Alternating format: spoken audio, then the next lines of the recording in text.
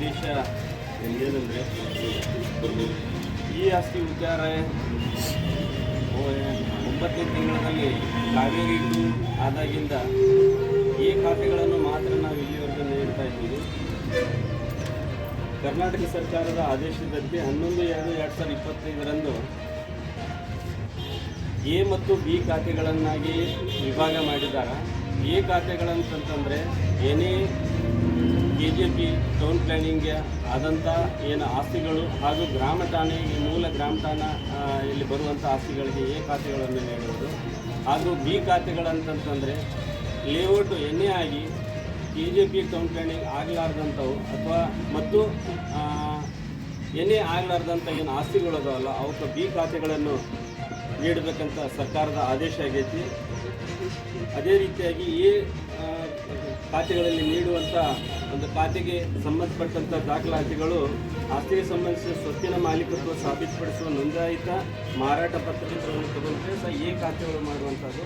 ಅದೇ ರೀತಿಯಾಗಿ ಬಿ ಖಾತೆ ರಿಜಿಸ್ಟರ್ನಲ್ಲಿ ಆಸ್ತಿಗೆ ಸಂಬಂಧಿಸಿದ ಸ್ವತ್ತಿನ ಮಾಲೀಕತ್ವದ 10/9/2024 ನೋಂದಾಯಿತ ಮಾರಾಟ ಪತ್ರಗಳು, ದಾನಪತ್ರ, ವಿಭಾಗ ಪತ್ರ, ಹಕ್ಕು ದಾಖಲೆಗಳು ತಗೋಬೇಕು ನೀಡ್ತಾ ಇದ್ದೀವಿ. ಅದಕ್ಕೆ ಸಾರ್ವಜನಿಕರ ಗಮನಕ್ಕೆ ಇಂಥ ದಾಖಲಾತಿಗಳನ್ನು ಪಟ್ಟಣ ಪಂಚಾಯತಿ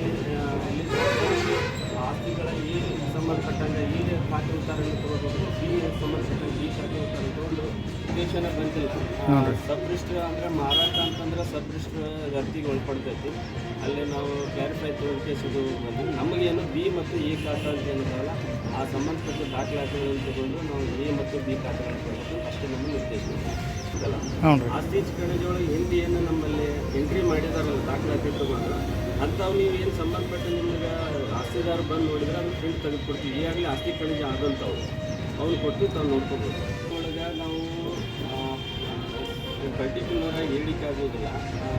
ಅದೇ ಹೇಳಿದ್ಮೇಲೆ ನಿಮಗೆ ಟೌನ್ ಪ್ಲ್ಯಾನಿಂಗ್ಗೆ KJP ಎನ್ನೇ ಆದಂಥ ಮೂಲ ಗ್ರಾಮ ಠಾಣೆ ಒಂದು 3,000 ಆಸ್ತಿಗಳು ಬರ್ತದೆ.